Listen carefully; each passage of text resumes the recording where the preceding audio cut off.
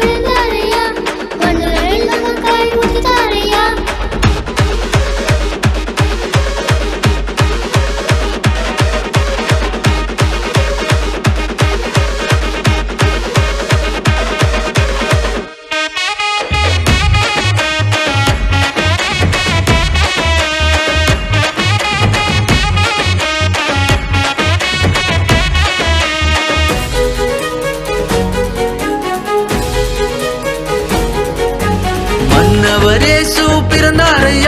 மண்ணுலகில் நமக்காய் உதித்தாரையா மன்னவர் இயேசு பிறந்தாரையா மண்ணுலகில் நமக்காய் உதித்தாரையா மண்ணான மனுஷனை மாற்றிடவே மகிமையில் நம்மை சேர்த்திடவே நன்மைகள் 1000 செய்திடவே நல்லவர் இயேசு பிறந்தாரையா இந்த நற்செய்தியை நாங்கள் சொல்ல வந்தோம் ஒன்றாய் கூடி அவரை பாட வந்தோம் நமக்காக பிறந்தவரை வாழ்த்த வந்தோம் கிறிஸ்துமஸ் நன்னாளை கொண்டாட வந்தோம் மன்னவர் இயேசு பிறந்தாரையா மண்ணுலகில் நமக்காய் உதித்தாரையா மன்னவர் இயேசு பிறந்தாரையா மண்ணுலகில் நமக்காய் உதித்தாரையா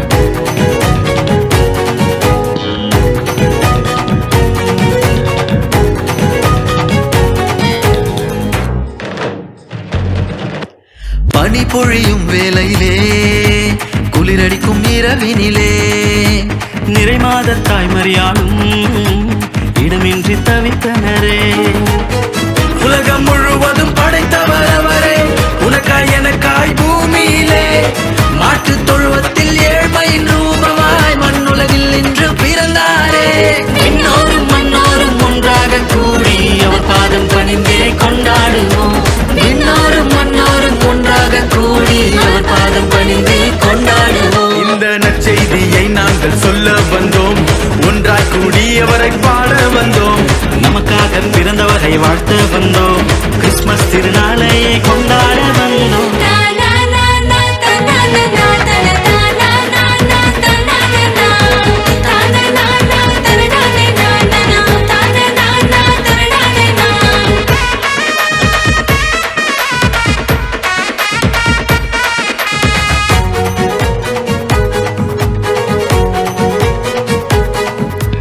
இடையர்கள் இயேசு பாலனை தொழுது வணங்கி மகிழ்ந்தனரே பொன்வெள்ளி தூப வர்க்கத்தை ஞானிகள் குழந்தைக்கு படைத்தனரே உன்னை ரட்சிக்கும் ரட்சகர் அவரே தாவீதின் ஊரில் பிறந்தாரே உலகின் பாவம் எல்லாம் சிலுவையில் சுமந்திட உன்னதர் இயேசு பிறந்தாரே விண்ணோரும் மண்ணோரும் ஒன்றாக கூடி அவர் பாதம் பணிந்தே கொண்டாடுவோம் விண்ணோரும் மண்ணோரும் ஒன்றாக கூடி அவர் பாதம் பணிந்தே கொண்டாடுவோம் இந்த நற்செய்தியை நாங்கள் சொல்ல வந்தோம் ஒன்றாய் கூடி அவரை பாட வந்தோம் நமக்காக பிறந்தவரை வாழ்த்த வந்தோம் கிறிஸ்துமஸ் திருநாளை கொண்டாட வந்தோம் மன்னவர் இயேசு பிறந்தாரையா மண்ணுலகில் நமக்காய் உதித்தாரையா மன்னவர் இயேசு பிறந்தாரையா மண்ணுலகில் நமக்காய் உதித்தாரையா மண்ணான மனுஷனை மாற்றிடவே மகிமையில் நம்மை சேர்த்திடவே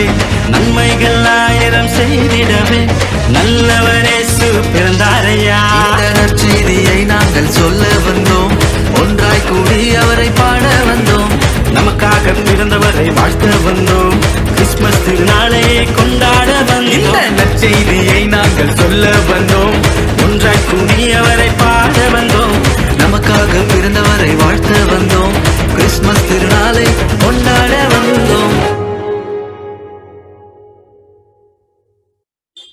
இன்றைய நம்முடைய செய்தியின் தலைப்பு நம்முடைய வாழ்க்கையிலே குறைகள் ஏற்படுவதற்கு காரணம் அவைகளுக்கு நிவாரணம். ஒரு 3 வசனங்களை வாசிங்க. சங்கீதம் 34:10. சங்கீதம் 34:10. கர்த்தரை தேடுகிறவர்களுக்கோ எந்த நன்மையும் குறைவுபடாது. கர்த்தரை தேடுகிறவர்களுக்கோ ஒரு நன்மையும் குறைவுபடாது. இப்போ பிரசங்கி 6ஆம் அதிகாரம் 2ஆம் வசனம். பிரசங்கி 6ஆம் அதிகாரம் 2வது வசனம். ஒருவனுக்கு தேவன் செல்வத்தையும் சம்பத்தையும் கனத்தையும் கொடுக்கிறார். அவன் என்ன இச்சித்தாலும் அதெல்லாம் அவனுக்கு குறைவில்லாமல் கொடுக்கிறார். சரிங்களா? கர்த்தரை தேடுகிறவர்களுக்கு எந்த நன்மையும் குறைப்படாது.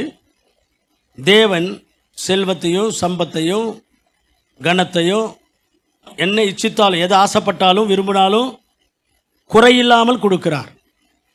இப்போ இன்னொரு வசனம். பிலிப்பியருக்கு நிருபம் 4ஆம் அதிகாரம் 19வது வசனம். தேவன் தம்முடைய ஐஸ்வர்யத்தின்படி உங்களுடைய குறைவெல்லாம் கிறிஸ்து இயேசுவுக்குள் நிறைவாக்குவார். ஹல்லேலூயா. இந்த 3 வசனங்களும் கர்த்தருடைய பிள்ளைகளுக்காக கொடுக்கப்பட்ட வாக்குத்தத்தங்கள்.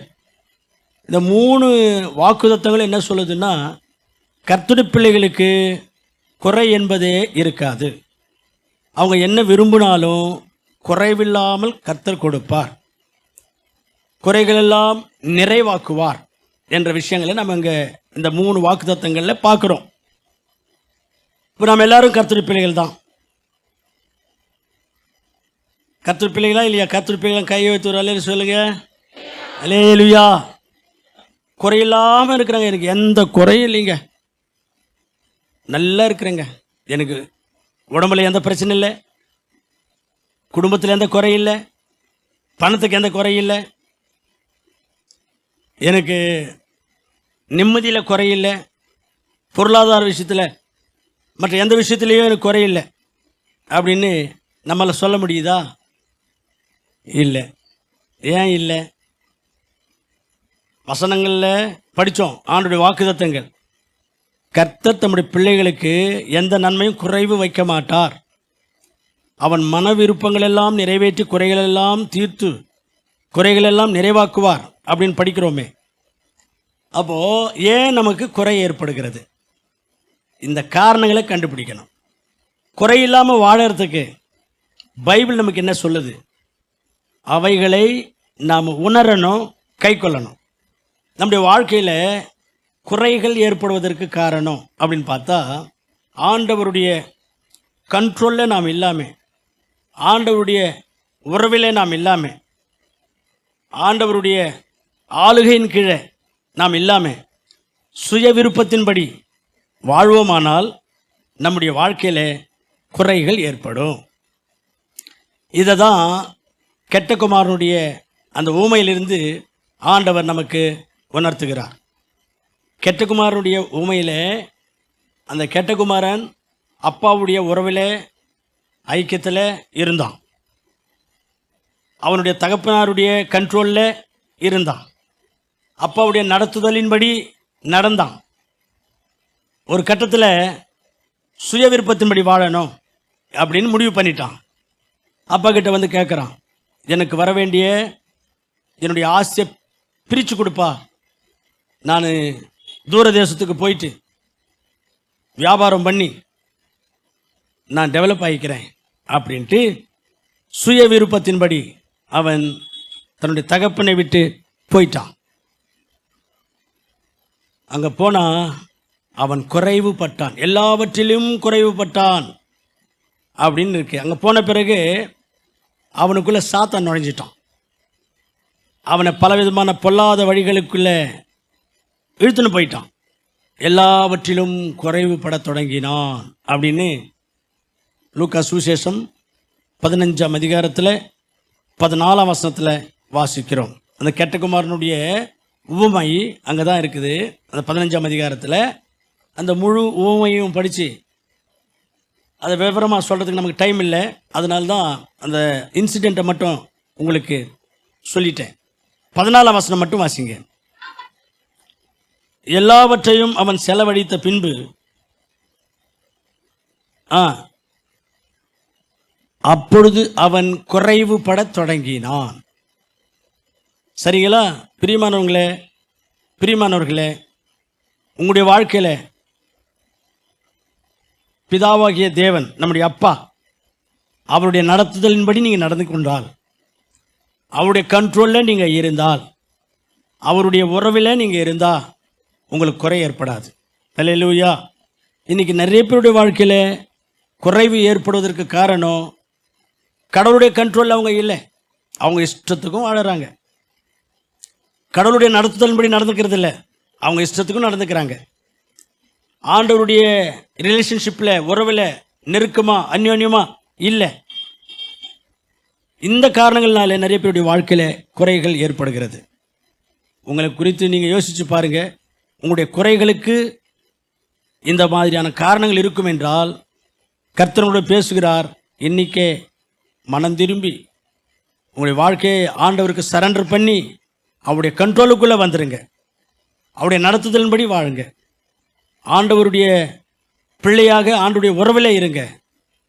உங்களுடைய குறைகள் எல்லாம் கர்த்தர் நிறைவாக்குவார். அல்லேலூயா. நம்ம படித்தோமே வாக்குத்தத்தங்கள். இந்த வாக்குத்தத்தங்கள் உங்களுக்கு அப்படியே எழுத்தளவில் நிறைவேறும். ரெண்டாவது காரணம், ஆமோஸ் தீர்க்கதரிசன புஸ்தகம் 4ஆம் அதிகாரத்தில் 5வது வசனம். புளித்த மாவுள்ள ஸ்தோத்திர பலிகளை புளித்த மாவுள்ள ஸ்தோத்திர பலிகளை ஆண்டவருக்கு தூபம் காட்டுறாங்களாம். ஆண்டவர் என்ன சொன்னார்னா, யாத்ராகம் புஸ்தகத்தில் புளித்த மாவு இருக்கக்கூடாது, புளித்த மாவுள்ள பலிகள் செலுத்தக்கூடாது அப்படின்னு சொன்னார். யாத்ராகம் புஸ்தகம் 34:25. எனக்கு இடும் பலியின் இரத்தத்தை புளித்த மாவுடன் சேர்த்து செலுத்த வேண்டாம் அப்படின்றார். அப்போ கர்த்தருக்கு பலியிடும் பொழுது புளித்த மாவுடன் பலியிடக்கூடாது அப்படின்னு ஆண்டவர் சொல்கிறார்.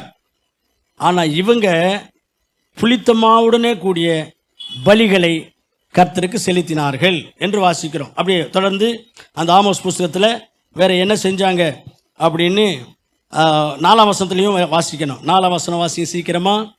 துரோகம் பண்ணுங்கள், துரோகத்தை பெருக பண்ணுங்கள்.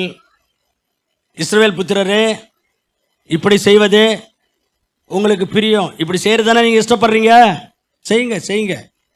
துரோகம் பண்ணுங்க, காணிக்கைகளை கொடுக்காதீங்க, புளித்த மாவோடு கூட பலிகளை கொடுங்க, வாழ்க்கையை சரியில்லாமலே ஆராதனை மட்டும் நல்லா அழகாக பண்ணுங்க, இதுதானே உங்களுக்கு பிடிக்கும், பண்ணுங்க அப்படின்றாரு. இதனால் உங்களுக்கு குறையை ஏற்படுத்துவேன் அப்படின்னு அடுத்த வசனத்தில் 6ஆம் வசனத்தில். ஆகையால் நான் உங்கள் பட்டணங்கள் எல்லாம்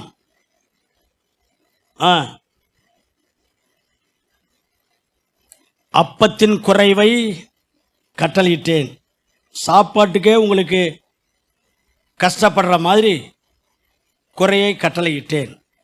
அதாவது இதனால் உங்களுக்கு ஒரு குறையுள்ள ஒரு வாழ்க்கையை கட்டளையிட்டேன் அப்படின்றார். இன்னும் அப்படியே தொடர்ந்து வாசிப்பீங்கன்னு சொன்னால், மழையை வராமல் பண்ணிட்டேன், நிலங்கள் விளையாமல் பண்ணிட்டேன் அப்படின்னு சொல்கிறார். பிரியமானவர்களே, நம்ம பக்தியில் உண்மை இல்லாவிட்டால், ஆண்டவர் கொடுக்குற விஷயத்தில் உண்மை இல்லாவிட்டால், உத்தமம் இல்லாவிட்டால், ஆண்டவர் ஆராதிக்கிறதுல உண்மை இல்லாவிட்டால், நம்முடைய வாழ்க்கையில் வெறுமனே பக்தி வேஷத்தை போட்டுக்கொண்டு ஆராதனை பண்ணுறது, காணிக்கை கொடுக்கறது, ஜபம் பண்ணுறது, வேஷம் எல்லாம் உண்மை இல்லாத, உத்தமம் இல்லாத, கர்த்தருக்கு அருவருப்பான பாவ காரியங்களை செய்கிற ஒரு வாழ்க்கையில் இருந்து கர்த்தரை நாம் ஆராதனை செய்கிறது, ஜபம் பண்ணுறது, ஊழியம் பண்ணுறது, இதெல்லாம் பண்ணுவோமானால் நம்முடைய வாழ்க்கையில் குறைகளை கர்த்தர் கட்டளையிடுவார் என்ற ஒரு சத்தியத்தை நாம் இங்கே புரிந்து கொள்வோமாக.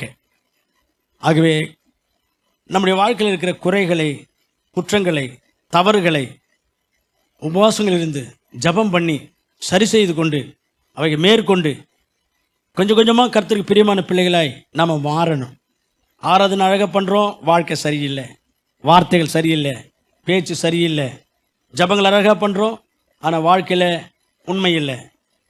நல்ல கடவுளுக்கு உத்தமமாய் உண்மையாய் நம்முடைய சம்பாத்தியத்திலிருந்து காணிக்கைகளை கொடுக்கறதில்லை. இப்படி இருந்தால் நம்முடைய வாழ்க்கையில் குறைகள் ஏற்படும். நம்ம வாழ்க்கையில் குறை ஏற்படும்படி கர்த்தர் கட்டளையிடுவார் என்று இந்த இடத்துல நாம் சத்தியத்தை கற்றுக்கொள்வோமாக. மூணாவது காரணம், நம்முடைய வாழ்க்கையில் குறைகள் ஏற்படுவதற்கு இன்னொரு காரணம் என்ன என்று பார்த்தால், கர்த்தருக்கு சேவை செய்யாவிட்டால், கர்த்தருக்கு ஊழியம் செய்யாவிட்டால் நம்முடைய வாழ்க்கையில் குறைகள் ஏற்படும். இதுதான் உபாகமம் புஸ்தகத்தில் 28ஆம் அதிகாரத்தில் 47ஆம் வசனம் 48ஆம் வசனத்தில் நம்ம கற்றுக்கொள்கிறோம். வாசிங்க. சகலமும் பரிபூர்ணமாக இருக்கையில் நீ மகன மகிழ்ச்சியோடும் களிப்போடும் உன் தேவனாகிய கர்த்தரை சேவியாமல் போனது நிமித்தம், அப்படின்னா சேவை செய்யாமல் போனது நிமித்தம் சகலமும் குறைவுபட்டு பட்டினியோடும் தாகத்தோடும் நிர்வாணத்தோடும் சத்துருக்களை சேவிப்பாய். அவர் உன்னை அடித்து தீரும் மட்டும். சரி, அப்போ என்ன படிக்கிறோம் இந்த இடத்துல என்றால், நீங்கள் கடவுளுக்கு சேவை செய்ய மாட்டேன்றீங்க, கடவுளுக்கு சேவை செய்ய மாட்டேன்றீங்க, இதனால தான் உங்கள் வாழ்க்கையில் குறை ஏற்படுகிறது என்று இங்கே நம்ம வாசிக்கிறோம், நம்ம புரிஞ்சுக்கிறோம். சகலமும் பரிபூர்ணமாக இருக்குது, எல்லாம் நல்ல அமைஞ்சிருச்சு. உனக்கு வீடு, பெட்டு, ஏசி, வேலை, 2 வீலர் 4 வீலர், பணம், பேங்க் பேலன்ஸு நல்லா அமைஞ்சிடுச்சு. ஒரு காலத்தில் இதெல்லாம் இல்லை, ஆனால் இப்போ அமைஞ்சிடுச்சு. இதனுடைய அர்த்தம் அதுதான், இப்போ எல்லாம் அமைஞ்சிடுச்சு. இந்த காரணத்துக்காக நீ ஊழியத்துக்கு வரமாட்டேன்ற, நீ ஊழியத்துக்கு வராத காரணத்துக்காக உனக்கு எல்லாமே குறைவாகும்படி நான் செய்வேன் அப்படின்னு ஆண்டவர் இன்றைக்கு உங்களை எச்சரிக்கிறார். கர்த்தர் உங்களை எச்சரிக்கிறார். அருமையான கர்த்தருடைய பிள்ளைகளே, நமக்கு என்னென்ன வசதிகளையும் வாய்ப்புகளையும் கொடுத்தார், அதுக்காக நன்றி உள்ளவங்களாக, விசுவாசம் உள்ளவங்களாக, நன்றி விசுவாசத்தோடு கடவுளுக்கு என்னென்ன வகையில் கர்த்தருக்கு சேவை செய்ய முடியுமோ யோசித்து கர்த்தருடைய சேவையில் ஊழியத்தில் பங்கு பெறுங்கள். பல வகையான ஊழியங்கள் நமக்கு நடக்குது. எல்லா ஊழியங்களுக்கும் நீங்கள் வர முடியாது. எந்தெந்த ஊழியத்துக்கு உங்களால் வர முடியுமோ யோசிங்க. கர்த்தருக்கு தெரியும், உங்களோட சூழ்நிலைகள் தெரியும், உங்கள் குடும்பத்தின் சூழ்நிலைகள் தெரியும், உங்களோட சரீரத்தின் சூழ்நிலைகள் தெரியும். சக்தி வஞ்சனை இல்லாமல் கர்த்தருக்கு எந்த வகையிலெல்லாம் உங்களால் ஊழியம் செய்ய முடியுமோ ஊழியத்தில் கலந்து கொள்ளுங்க. கர்த்தர் உங்களை பார்த்து சந்தோஷப்படுவார், உங்களை ஆஸ்வதிப்பார். இல்லாவிட்டால் என்ன சொல்லப்படுகிறது அங்கே? சகலமும் குறைவுபடும், சகலமும் குறைவுபடும். பணம் மட்டுமில்லை, ஆரோக்கியத்தில் குறைவு வந்துடும், குடும்பத்தில் குறைவு வந்துடும், நிம்மதி குறைஞ்சு போயிடும், ஆரோக்கியம் குறைஞ்சு போயிடும், பணம் குறைஞ்சு போயிடும், உடைய வருமானங்கள் குறைஞ்சு போயிடும், உடைய வியாபாரங்களில் வருகிற லாபங்கள் குறைஞ்சு போயிடும். சகலமும் குறைவுபடும் சொல்கிறார் ஆண்டவர். கர்த்தர் உங்களை எச்சரிக்கிறார். அதனால் வெறுமனே எந்த ஊழியமும் செய்யாதவங்களாம் நீங்கள் இருக்கக்கூடாது, எந்த ஊழியமும் செய்யாதவங்களாக இருக்கக்கூடாது. இப்போ நேற்று ப்ரேயர் பண்ணோமே, எத்தனை ப்ரேயர் ரிக்வஸ்ட்டுக்காக ஜெபம் பண்ணோம் தெரியுமா? அது ஒரு ஊழியம். அதை விட சிறந்த ஊழியம் இல்லை. செயின் ப்ரேயர் அதை விட சிறந்த ஊழியம் இல்லை. நாங்கள் ஓடி ஓடி செய்கிறோம், எங்கெங்கோ போய் ஊழியங்களை செய்கிறோம். தமிழ்நாடு ஃபுல்லாக போகிறோம், இந்தியா ஃபுல்லாக போகிறோம். இதை விட நீங்கள் ஒரே இடத்துல இருந்து ஜபம் பண்ணுறது இருக்குதே, பாரத்தோடு கண்ணீரோடு, அது சிறந்த ஊழியம். ஏதாயிலும் ஒரு வகையில் கர்த்தருக்கு சேவை செய்யணுமே ஒழிய எந்த சேவையும் எந்த ஊழியம் செய்யலைன்னா சகலமும் குறைவுபட்டு போகும் என்று கர்த்தர் உங்களை எச்சரிக்கிறார். உங்கள் வாழ்க்கையில் பண விஷயத்திலையும் சரி, ஆரோக்கிய விஷயத்திலும் சரி, நிம்மதி விஷயத்திலையும் சரி, வியாபாரத்திலையும் சரி, மற்ற எந்த காரியத்திலும் சரி, உங்களுக்கு குறைகள் ஏற்படுவதற்கு 3 காரணங்களை சொன்னேன். சொல்லுங்க, 3 காரணங்கள். ஆண்டவருடைய உறவுக்குள்ளே இல்லாதது. 2வது காரணம், ஆண்டவரை ஆராதனை செய்கிறோம், காணிக்கை செலுத்துகிறோம், ஜபங்களை பண்ணுறோம், ஆனால் வாழ்க்கை சரியில்லை. இது 2. 3வது காரணம், கடவுளுக்கு சேவை செய்யறதில்லை. இந்த 3 காரணங்கள் தான் நம்முடைய வாழ்க்கையில் குறைவுகள் ஏற்படுவதற்கான காரணங்கள். நம்முடைய வாழ்க்கையில் குறைகள் ஏற்படுவதற்கான காரணங்கள் கர்த்தர் இன்னைக்கு நம்மோடு பேசியிருக்கிறார். இப்போ இந்த குறைகளை கர்த்தர் மூலமாக நிவர்த்தி செய்து கொள்ள வேண்டுமானால், குறைகளை நிறைவாக்கி கொள்ள வேண்டுமானால், நம்முடைய குறைகளை கர்த்தர் மூலமாய் தீர்த்து கொள்ள வேண்டுமானால் நாம் என்ன செய்யணும்? 3 விஷயங்கள் பார்க்கலாம். கானா ஊரில் ஒரு திருமணம் நடந்துச்சு. கானா ஊரில் நடந்த திருமணத்தில் கர்த்தராக இயேசு கிறிஸ்து சொன்ன வார்த்தைக்கு அவங்க கீழ்ப்படிஞ்சாங்க. அதனால குறை தீர்ந்தது. எழுதிக்கங்க. கர்த்தராக இயேசு கிறிஸ்துடைய வார்த்தைகளுக்கு கீழ்ப்படிந்து நடந்து கொண்டால் நம்முடைய குறைகள் தீரும். கானா ஊரில் நடந்த கல்யாணத்தில் தாட்சரசத்துக்கு குறைப்பட்டுச்சு. ஏசாமி சொன்னபடி அவங்க கீழ்ப்படிஞ்சாங்க. கற்சாடிகளில் தண்ணி ஊற்றுங்கன்னாங்க. என்னங்கய்யா தண்ணி ஊற்ற சொல்கிறீங்க அப்படிலாம் கேட்கல. ஏசாமி சொன்னபடி தண்ணி ஊற்றுனாங்க. மொண்டு கொண்டு போய் ஊற்றுங்க பந்தியில் உட்காந்துருக்கிறவங்களுக்குன்னு சொன்னார். ஐயா என்னங்கய்யா அப்படின்லாம் கேட்கல. ஏசாமி சொன்னபடி கீழ்ப்படிஞ்சு இவங்க நடந்துக்கினாங்க. குறை தீர்ந்தது. அல்லேலூயா. உங்கள் வாழ்க்கையில் குறை தீரணும்னா ஆண்டுடைய வார்த்தைகளுக்கு கீழ்ப்படிங்க. ஆண்டுடைய வார்த்தைகளுக்கு கீழ்ப்படிஞ்சா உங்கள் வாழ்க்கையில் குறைகள் தீரும் என்ற ஒரு லெசன், பாடம் இங்கே நம்ம கானா ஊர் கல்யாணத்தில் கற்றுக்கொள்கிறோம். 2வது இன்னும் ஒரு விஷயம், யாருக்காகிலும் குறை இருந்தால் கடவுளிடத்தில் ஜெபம் பண்ணணும் அப்படின்னு யாக்கோபு 1ஆம் அதிகாரம் 5ஆம் வசனத்தில் இருக்குது. யாக்கோபு 1ஆம் அதிகாரம் 5ஆம் வசனத்தில் நமக்கு ஞானம் குறைவாக இருந்தால் ஆண்டவரத்தில் கேட்கணுமா, ஆண்டவர் தாராளமாக தருவாராம். வாசிங்க. உங்களில் ஒருவனுக்கு ஞானத்தில் குறையுள்ளவனாக இருந்தால் யாவருக்கும் சம்பூர்ணமாய் கொடுக்கிறவரும் தேவனிடத்தில் கேட்க வேண்டும், அப்பொழுது அவனுக்கு கொடுக்கப்படும். அப்போ உங்களுக்கு என்ன குறை இருக்கோ அந்த குறைகளுக்காக ஜெபம் பண்ணுங்க. அந்த ஜெபத்தில் முக்கியமாக நான் சொன்ன இந்த 3 காரணங்கள் இருந்தால் மன்னிப்பு கேளுங்க, தீர்மானம் எடுங்க, மனம் திரும்புங்க. அந்த ஜெபத்தில் கர்த்தரிடத்தில் என்னை மன்னிச்சிருங்க, இனிமேல் அப்படி செய்ய மாட்டேன்னு தீர்மானம் எடுங்க. உங்கள் குறைகளெல்லாம் கர்த்தர் தீர்ப்பார். ஜெபத்தில் நம்முடைய வாழ்க்கையில் இருக்கிற குறைகளை சரி செய்து கொண்டு வேண்டிக் கொண்டால், ஜெபித்தால் கர்த்தர் நம்முடைய குறைகளை தீர்த்து வச்சிருவார், சம்பூர்ணமாய் கொடுப்பார். நாம் குறைகளை தீர்த்து கொள்ள முடியும், குறைகள் நிறைவாகும், குறைகள் தீரும். 3வது, நம்முடைய குறைகள் தீர வேண்டுமானால் ஆண்டவருக்கு கொடுக்கிறவங்களா இருக்கணும். இது 1 ராஜாக்கள் 17ஆம் அதிகாரத்தில் நாம் பார்க்குறோம். 16ஆம் வசனம் வாசிங்க. பானையிலே மாவு குறையவில்லை, கலசத்தில் எண்ணெய் குறையவில்லை. யாருக்கு? எலியா காலத்தில் ஒரு விதவைக்கு. என்ன நடந்துச்சு? எலியா என்கிற தீர்க்கதரிசி சாரிபாத் என்கிற இந்த ஊருக்கு வரார். வரும்பொழுது ஒரு விதவை அங்கே இருந்தாங்க. அந்த அம்மா கிட்ட எனக்கு ஒரு அப்பம் ரொட்டி சுட்டு கொடுமா அப்படின்னு கேட்குறார். இந்த அம்மா கிட்ட இருந்த மாவு கொஞ்சமாக இருந்துச்சு, பஞ்ச காலத்தில் இருக்கிறாங்க. இருந்தாலும் அவர் கேட்குறாரு, ஊழியக்காரரு அப்படின்ட்டு அவருக்கு அப்பம் தயார் பண்ணி எலியாவுக்கு கொண்டு வந்து கொடுத்துச்சு. கர்த்தர் அந்த அம்மாவை ஆஸ்வதிச்சார். அவங்களுடைய வீட்டில் அந்த பஞ்சகாலம் தேர்ற வரைக்கும் மாவு குறையவில்லை, கலசத்தில் எண்ணெயும் குறையவில்லை, குறை தீர்ந்தது.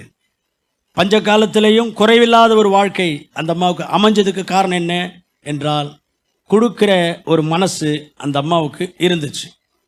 கொடுக்கிற ஒரு மனசு.